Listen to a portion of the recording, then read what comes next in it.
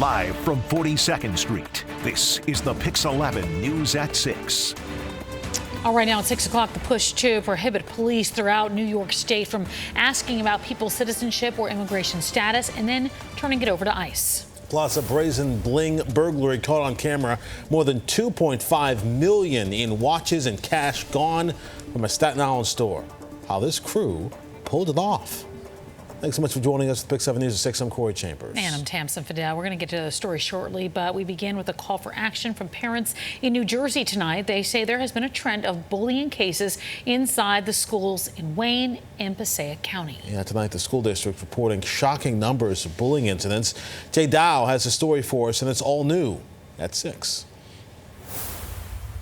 Middle school years can be rough. A lot of people make fun of other kids and stuff. But at the Anthony Wayne Middle School in Wayne, Passaic County, New Jersey, bullying is unfortunately making it harder for a growing number of students. I mean, it's pretty bad. Wayne school officials are reportedly seeing a 30% increase in bullying incidents across the entire district compared to last year, with a number of them happening at Anthony Wayne. I think it's terrible. You know, that kids could treat other kids unfairly. One Wayne parent posting on Facebook, quote, 2 out of 4 of my children are experiencing consistent bullying from children in their schools, adding, something needs to be done. Superintendent Dr. Mark Toback sent Pix 11 News a statement defending the district's handling of the bullying cases. It reads in part, quote, we investigate each claim. This being the case, the number of total reported cases tends to be higher. The important point is that after investigation and evaluating each case, only 35 to 40% of reported cases turn out to be confirmed cases of HIB. HIB stands for harassment, intimidation, and bullying, and it is clearly not an issue just in Wayne. And these kids don't want to go to school. Jonathan Ettman is a Wayne parent, a town councilman, and an attorney who says about 40% of his practice now focuses on bullying incidents across New Jersey. He says while he does not have enough information to comment on any of the reported bullying incidents here in town, children pay the price for the consequences, both physically and emotionally. There's a Latin term, loco parentis, meaning that the school is serving in the role of the parent. According to the Pacer National Bullying Prevention Center, 1 out of 5 students report bullying. 41% of bullied students thought it would happen again, and most bullying occurs in hallways and stairwells and classrooms. Jane Clementi now focuses full-time on HIB prevention after her son Tyler committed suicide in 2010 while attending Rutgers University after he was bullied for his sexuality. I really think that if we want to decrease bullying behavior, we have to increase empathy by sharing stories, by making sure everyone knows that it's okay to be different. Wayne parents are, of course, expected to continue expressing their opinions online and during Thursday's school board meeting. In Wayne, New Jersey, Jay Dow, Pix 11 News. An MTA worker attacked on the job is speaking out. The conductor says the person kicked in the door of her cab, grabbed her throat completely out of the blue. Yeah, that's right. The conductor did alert the police, but the attacker ended up running away. We have the story tonight. Katie Corrado is here with more. Hi, Katie. Tamsin, Corey, good evening to you both. Elizabeth Burton has been an MTA employee for the last 18 years and a conductor for the last 6 and says nothing like this has ever happened to her. But she is more bothered by what she says is a lack of response from the NYPD than by the physical assault itself.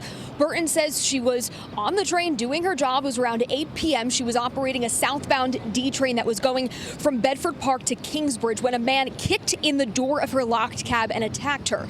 Burton was largely able to fend him off, and the man jumped out the cab window when the train pulled into the station. Burton says her attacker managed to take her key that runs the train, leaving her and 4 passengers full of train cars locked in. She says other passengers ran and got police, but she says that they would not arrest the man. Elizabeth says he is known to other conductors for harassing them, and that the conductor who she relieved that night even mentioned that he was around and to watch out for him. I was screaming, telling them that he busted in the cab.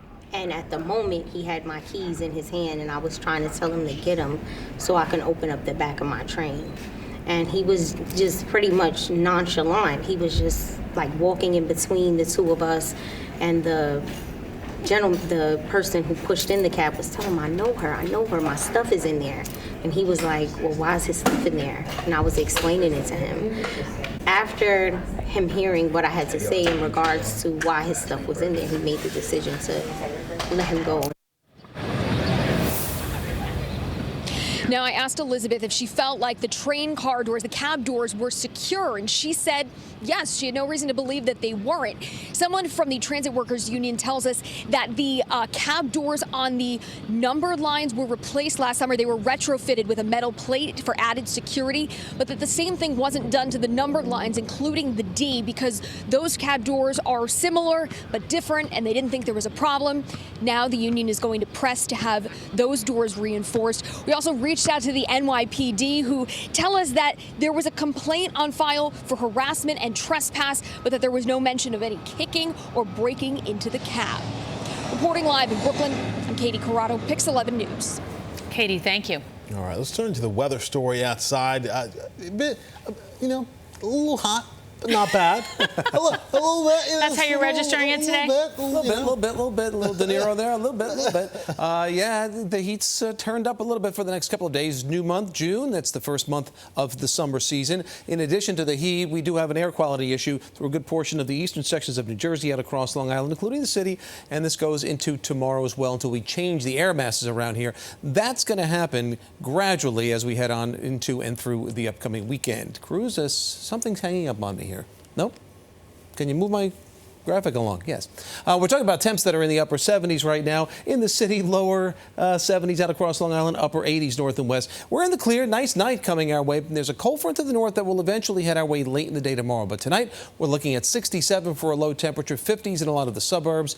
And then by tomorrow, we're on the launch pad, starting out in the upper 60s, upper 80s. I think a lot of the area in New Jersey, especially northeast New Jersey into the Hudson Valley, we're talking 90 to 95 tomorrow. That's hot no matter how you slice it.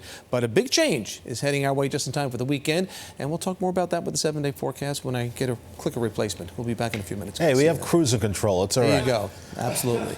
All right. Well, immigrant rights activists are once again calling on New York State to pass the New York for All Act. The legislation would prohibit local law enforcement from inquiring about someone's immigration status or citizenship. Some lawmakers support the measure, saying there are better uses of local officials' time to ensure communities are properly protected. I don't want my local police dollars to be wasted rounding up people who they think or they suspect are here without status. I'd rather my local law enforcement work on solving actual crimes, work on protecting actual people and communities. But other officials say this legislation would contradict federal immigration procedures, which would be prohibited. Well, teachers and superintendents from districts all across New York are in Albany this week for a 2-day school safety summit. State Education Commissioner Betty Rosa says it's a first of its kind event designed to help school leaders understand what safety truly is. She says it's not just the absence of the threat of harm or violence, but establishing systems and structures that increase awareness of different scenarios. And of course, lockdown, drills, all of these issues are very much a part of the developing a plan. Well, the state received federal aid to host the summit this year and is hoping it becomes an annual event. The ongoing search for the suspects breaking into a watch store on Staten Island. The whole thing caught on camera. Pretty stunning stuff here. Over $2 million of merchandise stolen from this business. What police say they've been able to uncover so far when we come back.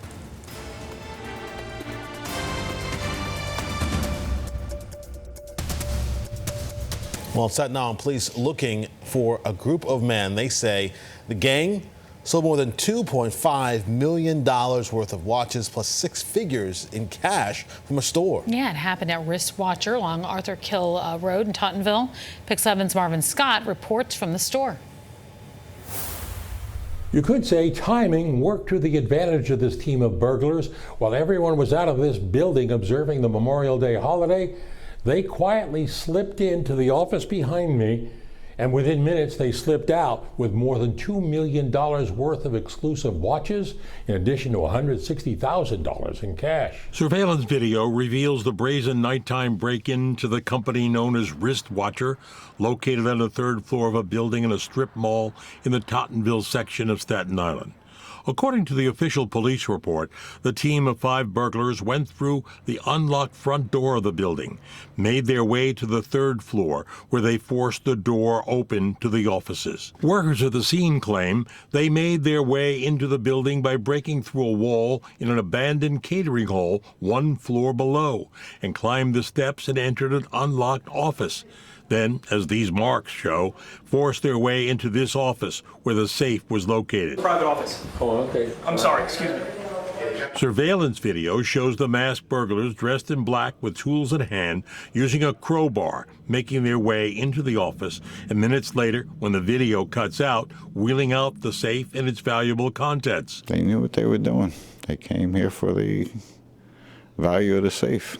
They carried out a 4,000-pound safe. Right there is pretty hard to believe that they were able to get away with it. No alarms were sounded, perhaps because the burglars broke into the electronics closet and clipped all the wires. They shut the breakers off. They shut lights off. They shut the system down, but there was a backup that they didn't know. That's how we got the videos. We observed several surveillance cameras, but police only released this limited view. The burglars appeared to have knowledge of the company, which buys and sells high-end watches, including Rolex and Patek Philippe. Police would not confirm the version of the break-in that workers here shared with us, only to say it's an ongoing investigation, and they're asking for the public's help. Anyone with any information at all is asked to call the Crime Stoppers hotline at 1-800-577-TIPS.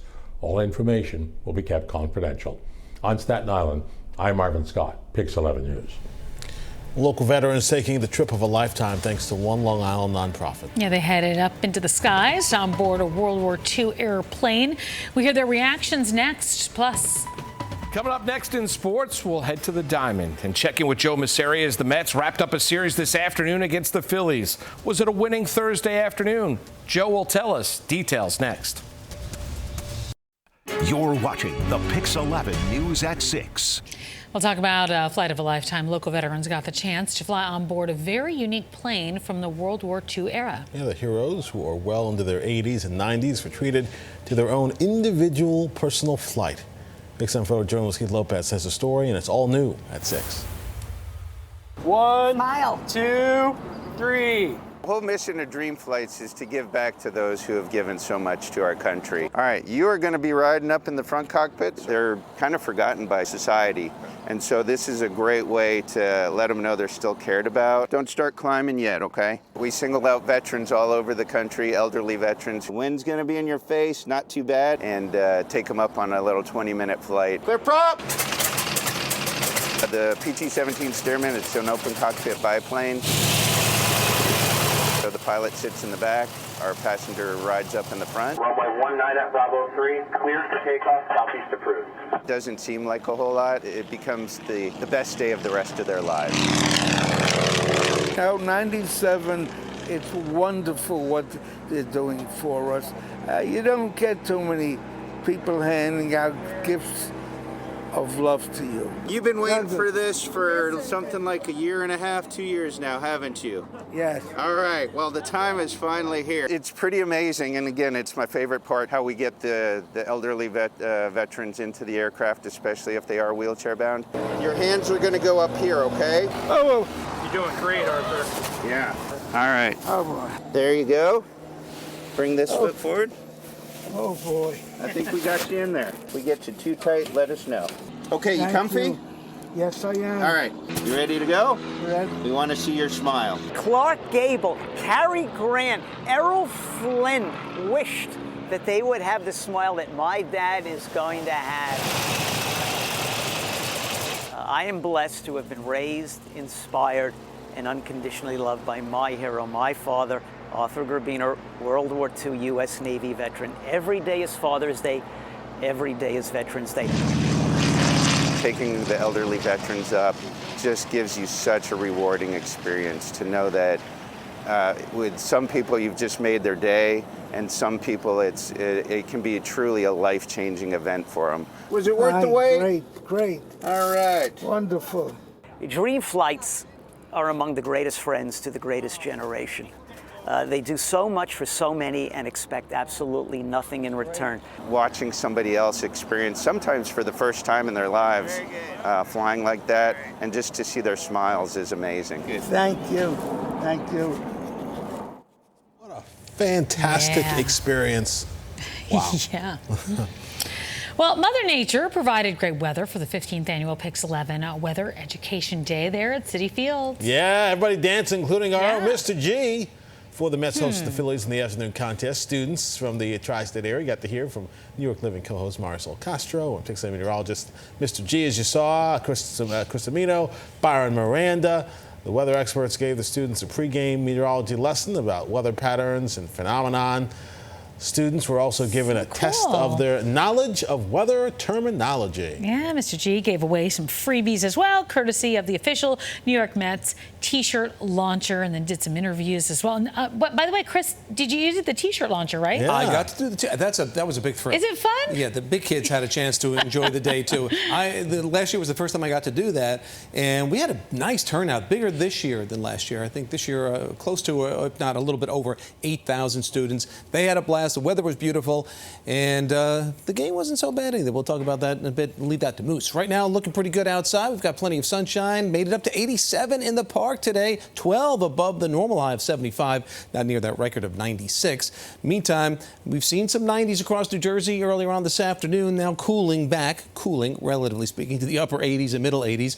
78 in the city. We have cooled off quite a bit. Low 70s out across Long Island, upper 80s right now out across much of upstate New York and the Westchester, Rockland County area as well. So look at these temperatures now tomorrow. We're going to start out in the morning already at 73 degrees. We could get to 90 in Central Park. It's easy enough, close enough at 89 we're forecasting right now, but certainly 90 is within reach. And then some clouds will roll in towards the late afternoon and evening, and the possibility of a couple of showers popping up. But for tonight, if you're heading on out, sans jacket, really. It's not all that cool at all. A mild evening, certainly with high pressure still controlling us, keeping us dry. Cold fronts to the north. It's going to start to slide towards us, peppering the area north of us tomorrow afternoon with some showers. Then towards the evening hours, notice more numerous showers building along that frontal boundary. This is 7 o'clock at night.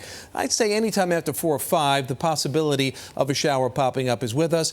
Into Saturday, very scattered in nature. The weekend doesn't look as pessimistic as it did yesterday at this time. We could get some breaks in the cloud cover on Sunday before another little batch of showers probably clips eastern sections Sunday afternoon. So the bottom line on the weekend is there could be a couple of showers scattered around, but much of the time it's dry. It's just a lot cooler. So close to 90 tomorrow, 60 Saturday, low 70s on Sunday, and then in the 70s the rest of next week. Did the weather team bring the Mets good luck? I don't know. Moose, what do you have? Yeah, Chris, I think they did. The Mets looking for a little bit of a sweep or a big-time sweep against the Phillies. Scherzer on the mound, who's been phenomenal last 3. Could he keep it up? To Citi Field we go. Scherzer giving up 2 runs early, but the Mets offense picking him up. In the 4th, Mark Canha, a 2-run homer. Wake him up. He's alive to left. 2nd home run of as many games. 5th of the year. Mets jump ahead 3-2. Odd scene in the 5th. Top of Scherzer started his warm-up tosses late, so he wasn't allowed to throw his 8th warm-up pitch because the pitch clock ran out and start the inning. And Scherzer was not happy. Wouldn't really matter all that much, though. He strikes out 9 over 7 strong innings, allowing 2 runs, just 1 earned. Mets sweep the Phillies, crack out the brooms, 4-2 the final in this one. Joe Masseri was out at Citi Field. He has the details. Well, Moose, on a day that the Mets sweep the Phillies, Mark Canha hits another home run and Scherzer has another stellar performance. Instead, we're talking about the pitch clock yet again. Scherzer ran into a little bit of trouble in this one, giving up 2 runs in the 1st inning, but he would settle down, going 7 innings and striking out 9. But the moment of the game came between the 5th and 6th innings. As Scherzer was walking off the field, he was clearly in a heated conversation with home plate umpire Tripp Gibson, and afterwards in the clubhouse, Scherzer says the MLB needs to give these umpires a little more leniency when it comes to discretion over the pitch clock. You're supposed to get 8 warm-up pitches, and I had 7, and I asked for, can I get the 8th pitch? You know, can I do my normal routine warm-up? And he's telling me it's a clock, and you know, that's what's so frustrating is that, look, I'm doing my normal routine. Why do we need to step through the game and have the umpires, you know, change routines when it's not my fault of what's going on here? You know, like, that's I'm talking to Tripp, and he's sitting there saying, like, it's not, I can't do anything about it because if I let you throw the pitch, then MLB gets mad at him. And so this goes back to why do we need a pitch clock for that situation? If I throw one more pitch, I'm 1 second slower?